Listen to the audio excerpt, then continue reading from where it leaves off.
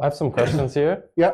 And what I wanted to ask you first is, our professor always, like from the beginning of the, even when we just started with architecture, she always told us to develop like a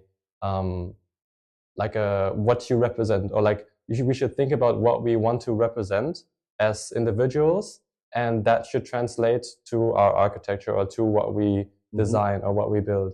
And so kind of what you stand for, or like what we stand for. And so I think this is kind of like a good for an introduction. I wanted to ask you what is your purpose, or what do you stand for? What do you represent as an individual and as an architect that creates? I mean, I have the feeling that maybe, sometimes, and that's why I like Anka, we have, in a way, often quite different positions on architecture. Okay. Which is nice because, I mean, she's very, very vocal about her positions, and it's overall a pleasure to debate with her. But let's say, I personally do not believe in this sort of, kind of in your architectural production kind of mirroring who you are. Okay. Okay. Because I don't, generally speaking, believe in architecture as a form of pure art. And I don't necessarily believe in architecture as an expression of the individual. I think architecture is mostly a social endeavor,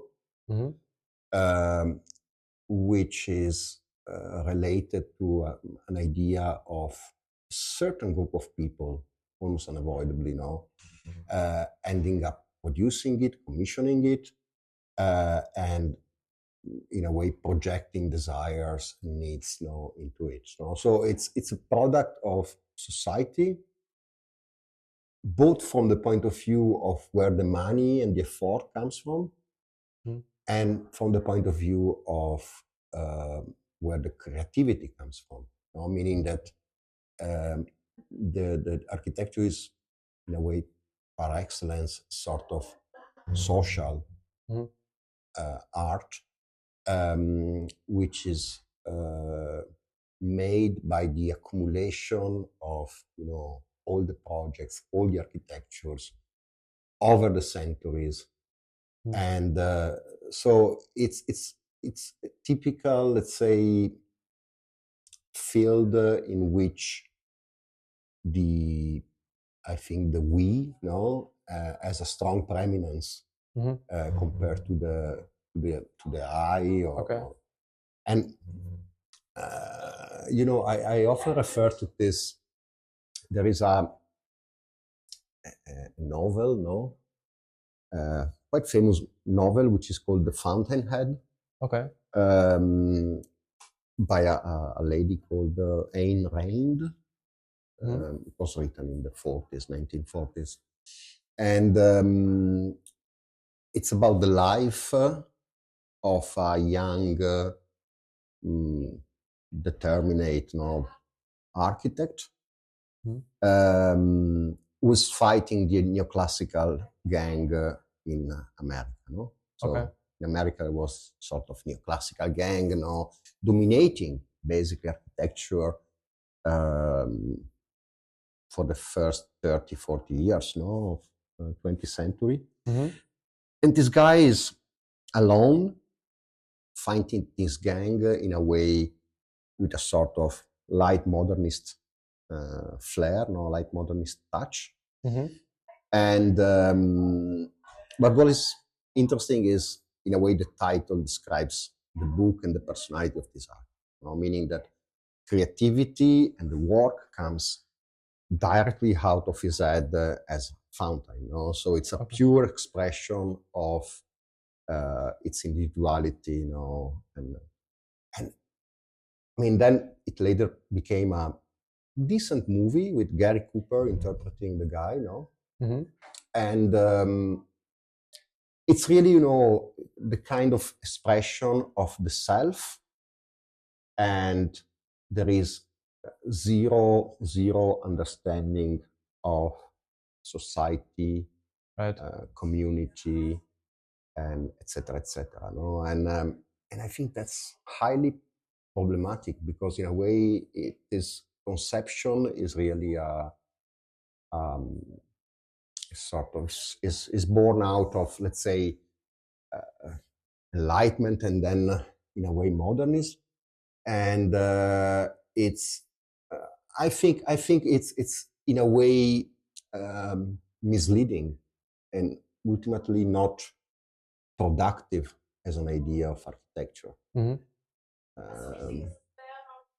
But I mean, of course, it's as I said, I even understand why Anka supports the opposite expression. I mean, this, for example, has even a consequence on how you consider originality, or uniqueness, because often I think the supporters of the individualistic camp are esteeming individuality, originality, and uniqueness as the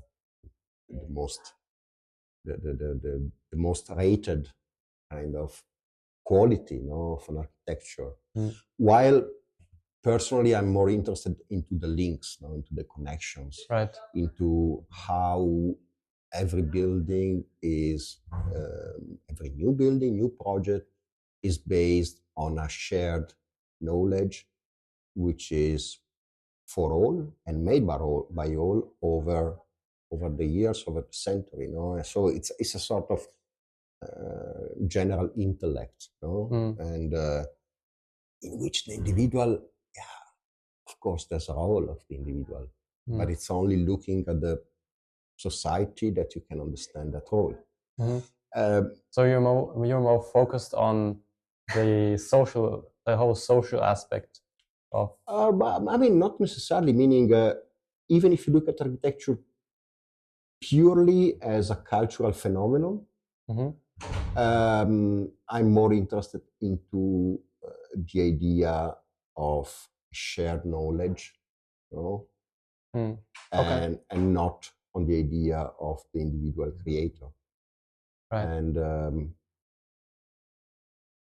it goes. Let's say that there's a certain level of objectivity into it, meaning that even the simplest, smallest piece of architecture is brought to life by a certain amount of people.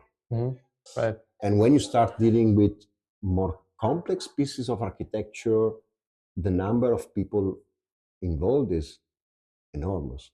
We are now doing a project in Milan for a big public library. The design team alone was looking at all the specialties, was like 100 people. Really? Wow. Because it gets hard to manage. No, I mean, if you think that architecture is, let's say, producing architecture is a sort of cultural process which is based on negotiation and dialogue, then yes, you need a certain structure, you need a certain organization, but yeah, 100 people is still fine. So I think my follow-up question to that would be how you would interpret the word like Baukultur, or like architecture culture in general, like how you would kind of interpret it and explain the word. Well, I mean, I think it's a nice way to define architecture. First, because there is the word culture into it, no? Which I think is fundamental, meaning that, in a universe where architecture is understood as a commodity, either in, let's say, a white good, if you look at the technological aspects, or as a financial tool in order to make profit.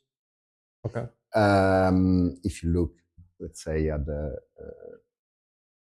market economy, and financial aspects of it, I think the fact that Baukultur contains the word culture is fundamental in order to bring back architecture to where it belongs. I mean, architecture is, in any case, a cultural product. Even the shittiest architecture is a cultural product. Maybe it's the product of a very poor culture. Okay. But, in any case, it's a cultural product. And, that establishes a certain ranking, meaning that the performance, the technology, this is all very important, but it comes after. I mean, first there is architectural culture and, let's say, the kind of depth, of critical thinking, that you might be able to put into to squeeze into a project. And I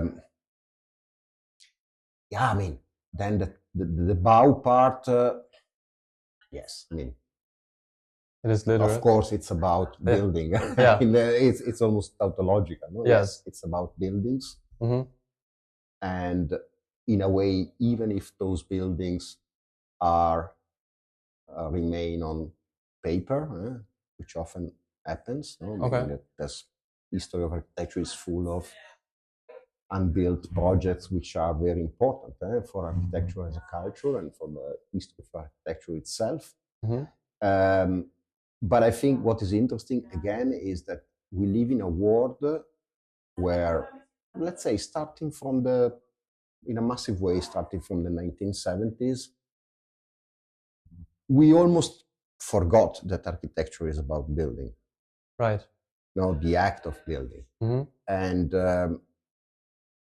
this tendency, with radical architecture from the 70s, with visionary projects, with, let's say, many tendencies, and then in the last 30, 40 years, in a way, have shifted the discipline from the idea of building to the idea of creating something which is not necessarily a building. Maybe it's a process, maybe it's a digital creation. I mean, this ultimately is either completely bullshit, or is a deviation from the core of architecture. And, in a way, remembering yourself that architecture is about the building, it's not a process. Of course, building needs a process. Yeah. But the core remains the act of building. And I think it's, it's in a way very important to reaffirm it. Because there's even a lot of education which is based on the idea that, for example, building is a crime, and we are not interested in building anymore. And of course, building can even mean transforming. I'm not meaning that, the only building which is true building is building from scratch, building from tabula rasa. Of course, I mean, in the world we live in, it's very important to understand that it's, for most part, it should be about transforming what is already there. But at the end of the story, it's still building. And so, I mean, I like the idea that, Baukultur has a lot of meanings into this simple association of two words, and even a lot of, let's say, indeed, cultural depth and weight. I think especially in Germany, architectural education was for decades the victim of the Abbé Logé idea of the primitive hut, no? Mm-hmm. So going back even to the individual and society, no? the theory of Abbé Logé, no? We are talking Enlightenment, no? French Enlightenment, was that architecture is born out of needs. Right, No? right. So there's rain, The bare necessities. there's the scorching sun, no? And one man alone is basically building a technological design, no? Technological device, no? A shelter in order to protect himself. And there you have it. This is architecture. This is deeply wrong for many reasons, no? One reason is that architecture doesn't come from needs. Oh, wow. Okay. Let's say architecture comes from rituals. Architecture comes from society. Architecture comes from religion. Architecture comes from power. In general, architecture comes from the many, no? So it's a product of a society. Its primary scope is not to protect the man or the humanity, let's say, or the human beings, no, from the sun or from the elements. Its primary scope is to produce and reaffirm a certain idea of culture, a certain idea of society, and a certain idea of living together. And it's the product of many people from the very beginning, no? And to a certain extent, its architecture is always based on what came before, no? To a certain extent, I think Abbé Logé is wrong because the primitive act is not the relevant act, is not the first act, is the second act. No? It's the second act in which suddenly you build with knowledge of what came before, and immediately you enter into a cultural game. Okay. And so, you know, I think the problem of funding an architectural education which is based on the performative part of architecture is that, you know, it's a very poor architectural culture, right, because right. it doesn't embody all the scopes of architecture, all the potential of architecture, you know, but only focuses on a small portion. You know, essentially, so it doesn't really focus on the cultural aspect anymore, yeah. right? Yeah. And so what I thought interesting is that, or like a question that I have to you now is, so you like, do you like the like Bauhaus and their movement? Because from what I've like heard from you saying now is that if architecture is pure like functionalism and pure only like a medium to stick to your needs, that it's not really good architecture. So, I mean, yeah, I like Bauhaus, but you know, Bauhaus was a very complex entity, and it was an entity which changed over the years, no? You know, 3 directors, etc., no? And it was grouping so many different people, you know. Bauhaus is both, let's say, the apotheosis of the technique, no? Yes. And architecture as a machine, but it's even, you know, there was plenty of people there with very weird ideas, you know, like, you know, Johannes Itten, who was into Mazdaism, which is an old religion from the Persian Empire. You know, there was plenty of crazy people. Right. So let's say there are many different souls, and most of it is totally irrational. Mm-hmm. So in a way, try to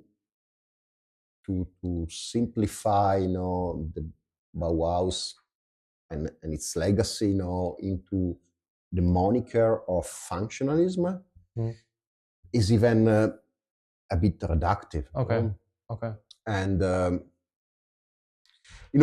I even think if you then look at the architects who were dealing with the Bauhaus, there were immensely talented architects, and there were not so talented architects. For example, Walter Gropius is a bad architect. Okay. I mean, Walter Gropius was really not talented. He was a great power figure. Yeah. He was able to, create a network of people who were, generally speaking, very interesting. So he called the right people, and he was a great organizer. But as an architect, Walter Gropius is a really bad architect. Meaning there's hardly a single building which is interesting from what he made. But I mean, even Mies was directing the Bauhaus for like 3 years, and I think Mies, is he a functionalist? Not so much.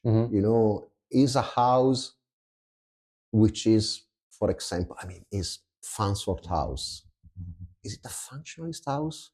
It's like basically a classical temple, in its most essential form, Okay. like just a roof and columns, and then this fixed pane of glass, which are of course kind of disappearing now, and the socle and the steps. I mean, there's nothing functionalist about the architecture of Mies van der Rohe. Okay. It's pure expression of a certain idea of space and a certain idea of tectonic.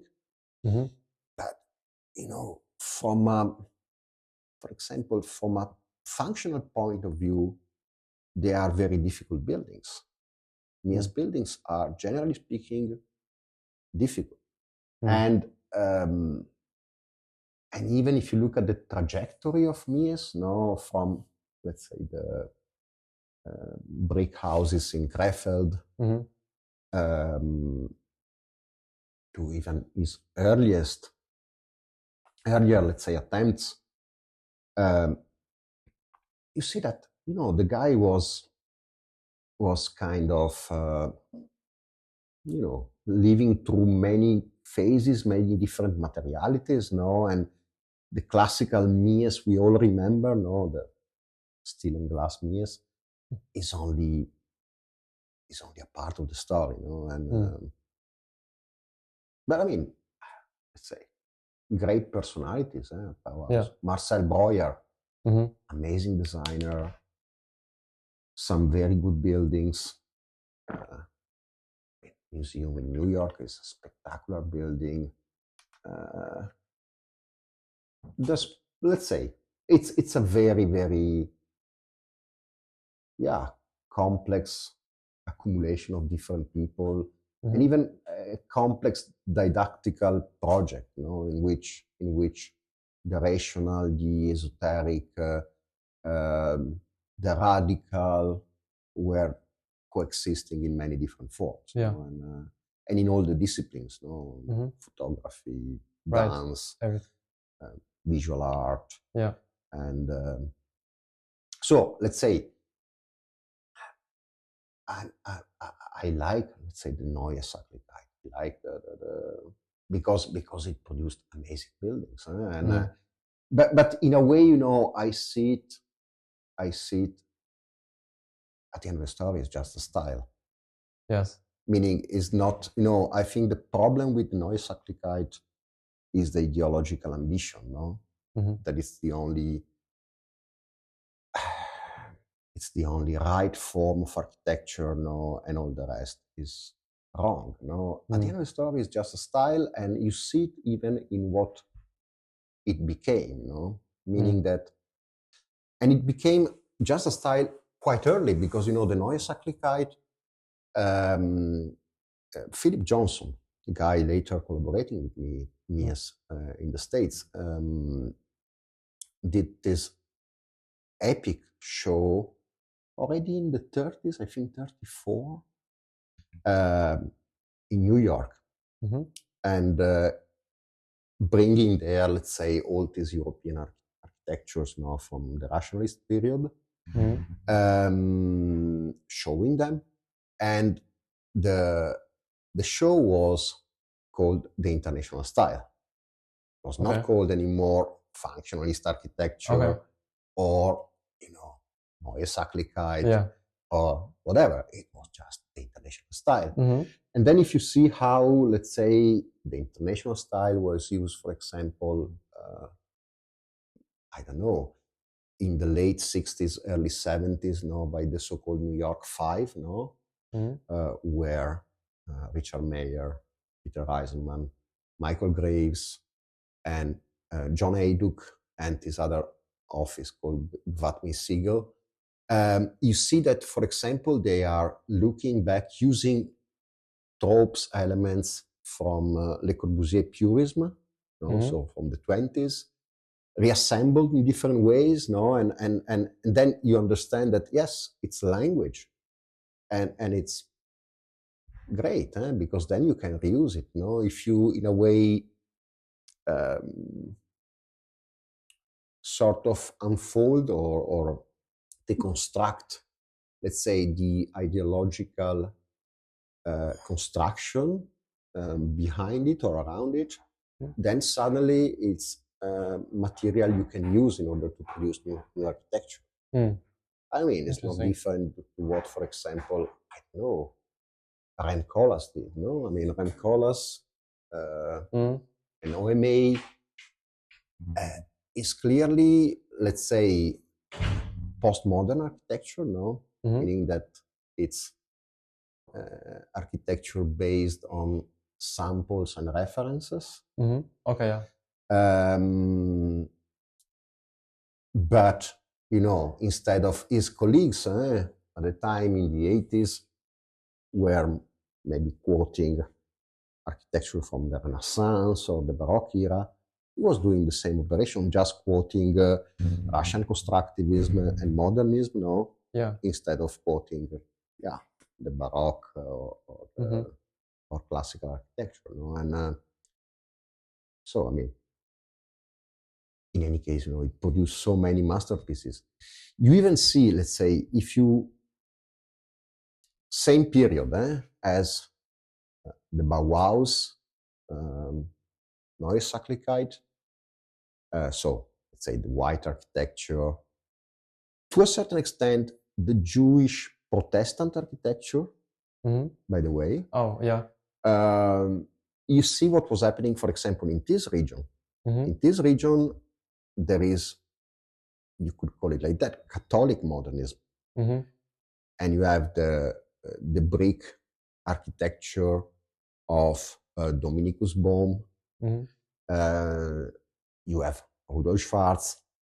You have a series of figures which are producing amazing architecture. They are all Catholic. Materiality is different because there's a lot of bricks, there's a lot of, in a way, textured matter, and it doesn't have the ideological, the radical ideas of, let's say, for example, Bauhaus modernism, because it's more focused on an idea of persistence, of continuity. There is no a radical rupture of what was there before. It's more an idea of evolution, and but if you look at the results, I mean, the results are not less radical. If you look at like churches made by Schwarz or Dominicus Bohm. I mean, there is a lot of invention. There is a lot of, I mean, they are amazing. They might be amazing architectural pieces. So, even the depiction of modernism as something monolithic and as something which dominated the scene is not entirely true, because throughout all Europe in the same years, you have multiple souls at play, and multiple, in a way, cultural groups or cultural clubs at work. So it's a very multifaceted and complex complex reality in a way. Yeah. But okay. Interesting. So let's say, if you want to see good architecture, there's plenty of Rudolf Schwarz churches around here, and then, generally speaking, they are one better than the other. Yeah. Okay. Or indeed, go and see the Krefeld brick villas by Mies. There are two very close. I mean, they are just one here, one there. Yeah. I mean, you start to understand that indeed, of course, it's a complex history, and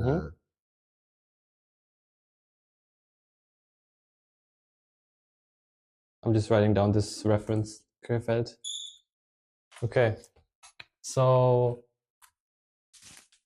another question that I have to lead now to this main topic would be to the Lifaßsäule, and I would want to know, if I did some research on the Lifaßsäule, but I wanted to know if you have any more information about it, and its cultural significance, or maybe even how you would interpret it in terms of Baukultur.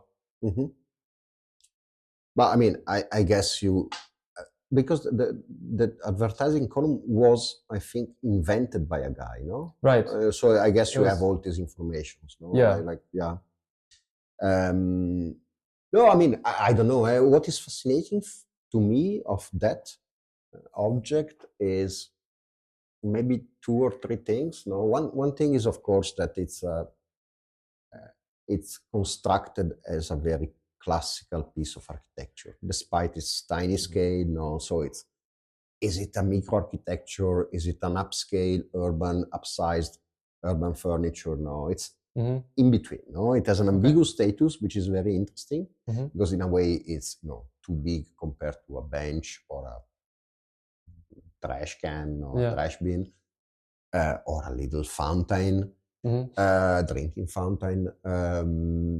But it's too small to be an architecture, and it doesn't have inner space.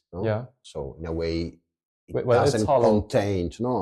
Yeah, I can imagine, but it's not inhabitable. The inner space. So it has an ambiguous status, but at the same time is composed like a very classical piece of architecture, meaning that, for example, it has three partitions. It has a socle, a base. Yes. It has a main body, and then something on top. A crowning on top. So in a way, like a column, right? Like a tower from, I don't know, Chicago, 1890. A very classical theme in a way. And I think what is interesting is even the proportions, because of course it's vertical object, but it's quite fat, Yeah. So it's quite wide.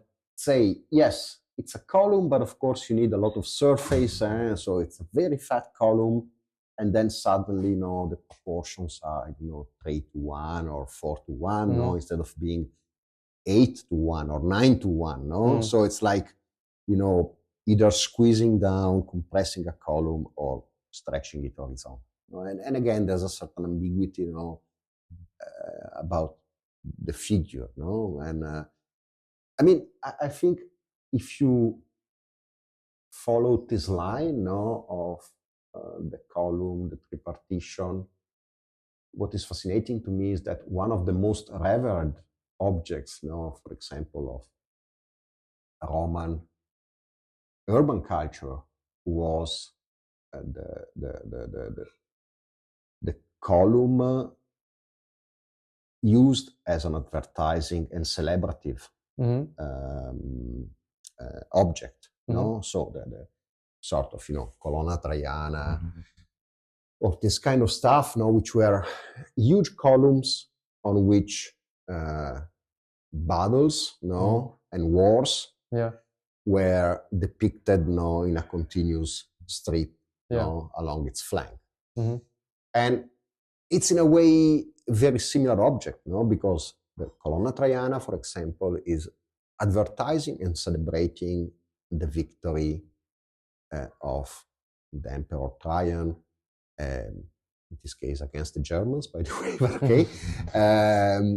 And again, it has an ambiguous status. No, it's a column, but does not support anything. Yeah. If not the kind of story which is wrapped around its body. No? Yeah. I mean, you know these objects, no? The objects I'm talking about. Do you know them? Well, I know the column and the Lifaßsäule. Oh, these ones. Okay, yeah. So you see what I'm talking about, no? So these are very fat, very huge columns, which are, sculpted with a continuous bas relief, no, which is like a spiral, and it's a continuous story. It's like a comic, an illustration. Okay. No, very precise illustration of what happened. No, so that's why I'm saying, and again, of course, the tripartition, and so there are 2 or 3, and they are incredible objects, of course, because there's a lot of, say, human work, into it. Yeah. And in a way, to me, it's the sort of noble father of the advertising column to an extent. Okay, interesting. I think, it's what is interesting if you then look at Rome specifically is that what the Romans did, and then later even the popes, was importing, or say stealing, or bringing to Italy Egyptian obelisks. Okay. Egyptian obelisks. Egyptian obelisks, and the funny thing is that, and then they were placed vertically, like, for example, this Trajan column, meaning in the middle of a square or in a very specific relevant point of the urban fabric. And obelisk.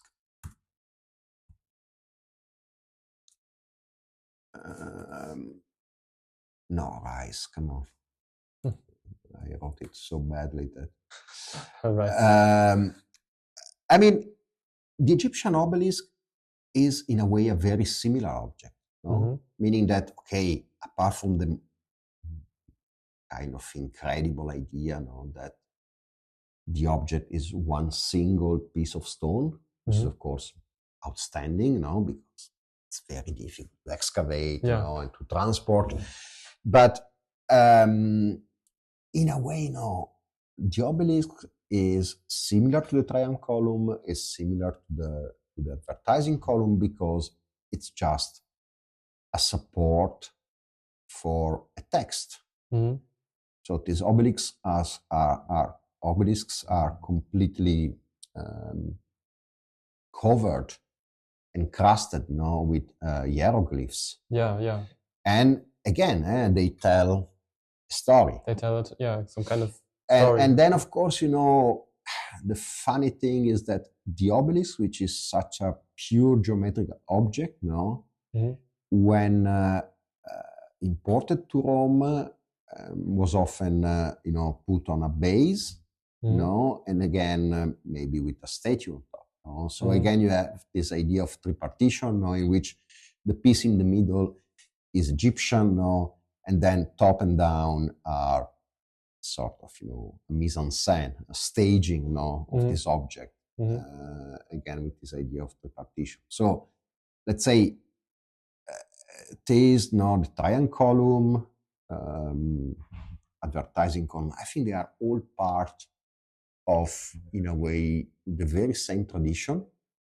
And of course, the obelisk is even suddenly expanding this tradition because, on one end, you have this cylindrical column-like objects, which are used for advertising. On the other hand, you have, for example, Egyptian architecture, which is often a mere support for text. There's plenty of temples in Egypt in which the hieroglyphs are completely covering all the available space. Right, And so what is more important now, for example, in that kind of architecture? The content, meaning the text, or the container, meaning the form which is supporting that context. No. Okay. Is it an architecture of space, or space is not relevant because what is relevant is the text? Okay. And I think in a way that ambiguity sort of remains in the idea of the advertising column. And but I don't know, but I think this is very, in a way, fascinating, and there's plenty of these architectures. Even I don't know, Saint Geneviève, for example, which is a library by Labrouste,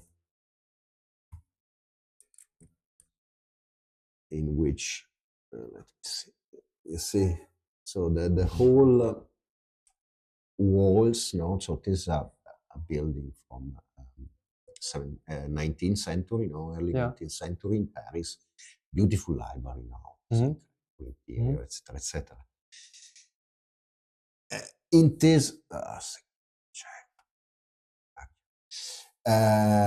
in this kind of tradition of text on architecture as the mere support of a text. I mean, the outer facade is dominated by, of course, the colonnade, kind of Roman figure, but it's completely encrusted again with the name of the authors. So these are the authors of the books which are inside the library. So again, there is this content container kind of ambiguity, and very interesting stylistically, by the way. And, so text on like a facade, for example. Yeah. I mean, and in a way, it brings us back to what we were discussing before, because if you look, for example, at Egyptian architecture, you look at the Greek temple, you look at, many different cultures. It's, what is more important in the Greek temple? Is it the space under the roof? Is it the little cell with the gigantic statue into it? Is it the view from afar, which shows not this incredible object, or is it, for example, what the frieze is depicting, or what the fronton, so the kind of triangular, is depicting.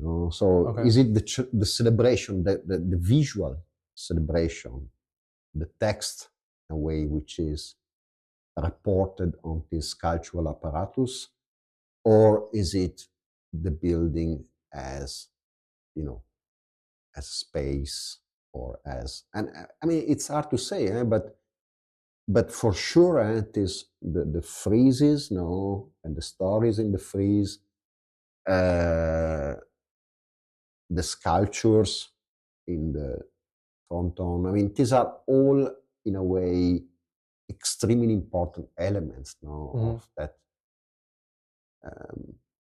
architecture. And so, in a way, I think the advertising column is fascinating, because if you start to amplify, its nature, you see that a lot of architecture is about, carrying or quite directly expressing, certain ideas, certain stories on its surface. We have time after this? Yeah. And so it's really, let's say, I think it's quite a powerful and, in a way, often forgotten aspect of architecture. We actually did a building like that. Oh, really? Which is this one.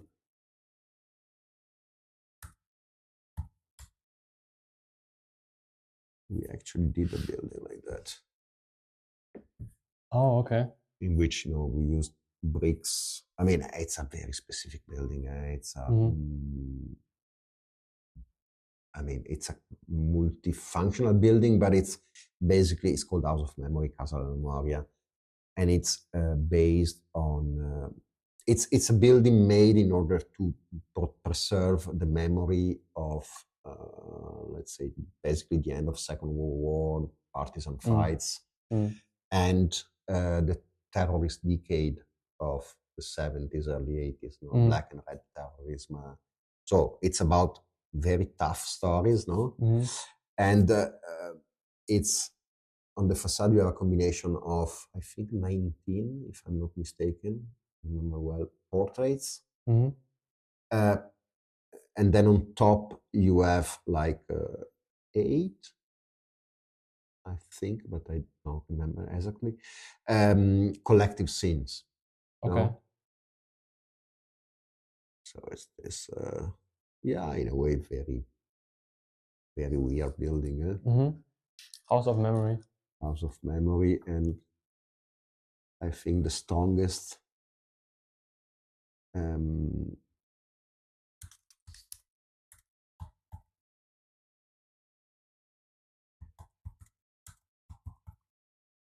a way, the strongest precedent for House of Memory is this building in Mexico City by a very good architect called Juan O'Gorman. Is the guy who designed, for example, the house and studio for Diego Rivera and Frida Kahlo. Oh, okay. So very important Mexican architect now, and at a certain moment he built this big library in Mexico City, which is basically a rationalist building.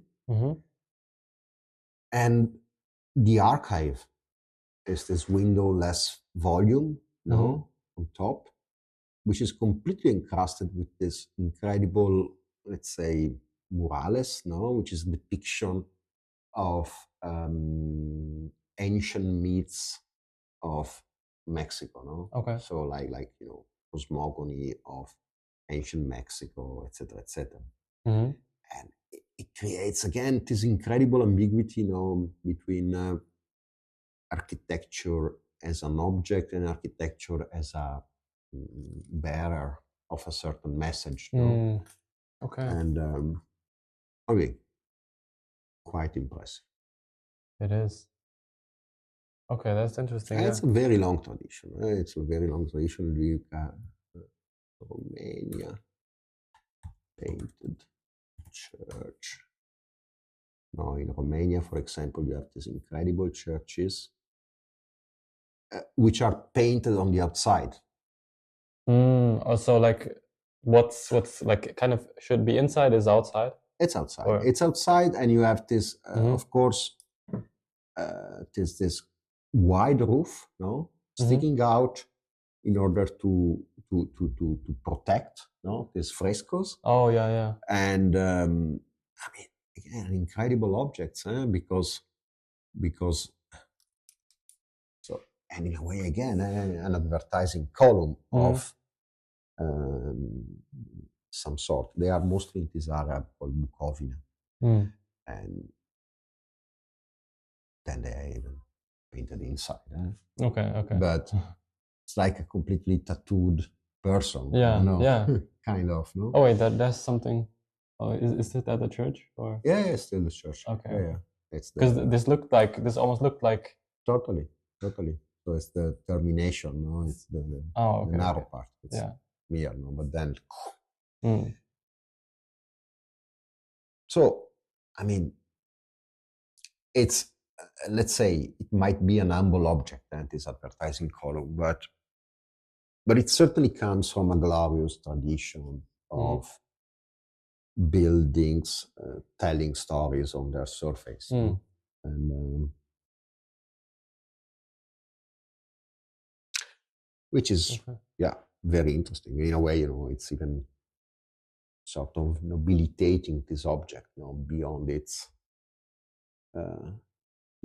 commercial purpose or because I don't know how much time you still have left, but because I still also have an idea for what I wanted to do, and I researched like the history of the Lifaßsäule, and it was used to put like the press and the magazines and newspapers to like so that they have a space like on this column and not on like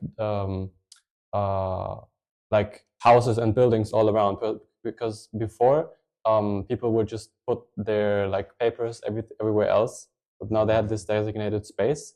And what I wanted to do is that kind of do a modernized version, but focusing on like social media, but also like the excessive use of social media, and like making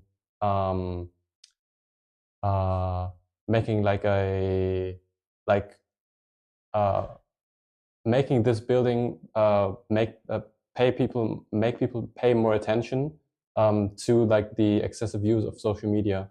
And how I wanted to do that is I wanted to actually create a space inside of this column, like with a door, opening it with a door and like going inside, and inside you have like these screens all around you, playing like short form content and like really showing this just really excessive use. And this should like kind of show you when you like go inside, it's like this narrow space and like it's really overstimulating, and you should like you should really be uncomfortable in it and like see what like the use or like the use of like excessive use does to you. That's kind of like my idea that I wanted to do. Maybe. I mean, you could almost even invert it, or at least test the inversion, no? Meaning that you could conceive the interior as it's not called anechoic chamber. I mean, basically a chamber where there is no signal. No, so you have, let's say, the exterior, which is maybe screens a bit too much, Times Square, but okay.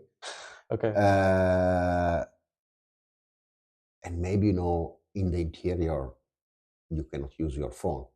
And you can only sit down and, I don't know, maybe look at the sky because you have a nice...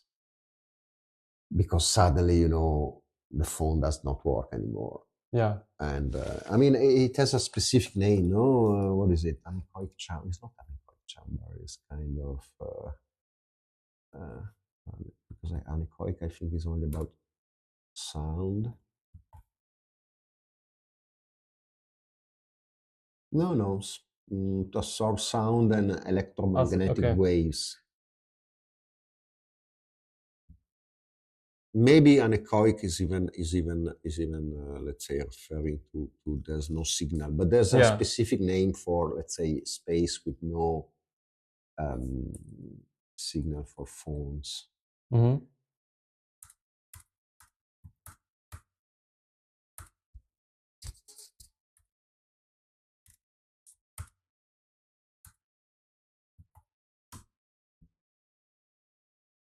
Dead zone. Well, Okay. I don't think it is dead zone, but okay. Well, but yeah, no, I like the idea though. I mean, I don't know, but of course you can even, yeah, maybe it's a kind of narrative which is worth investigating. But I just thought that Faraday cage. No, Faraday all right, cage is, Faraday, but okay. this is about. It's about electromagnetic. Right. Yeah. No, but because like this Lifaßsäule was like rooted like in like news and advertisements and everything. I just thought the connection between this and then like modern social media could work. So that's why. I mean, this connection. At the same time, I think, yes, could be. I think you can develop several different narratives there, no? Meaning, of course, the point is even, and I think you see it, for example, with maps or road sign or even to a certain extent, kind of, big text in front of a building, no? Meaning with phones, you don't need anymore certain visible indications in the city. No? I mean, the advertising is already in your hands. Directions are in your hands. What a building is in your hand. So to a certain extent, you are freeing architecture to have to do certain jobs, no? And maybe it is liberate sort of, more archaic relation with architecture, or at least a newer space for architecture, where it doesn't need anymore, in a city, for example, to say, you know what, I'm a bank, or I'm this, or I'm that, no? And so, to a certain extent, you could argue, okay, what is this advertising column now? The moment you don't need to advertise anything anymore. Right. Because, because let's say, I mean, maybe, but I guess, there are several possible tracks.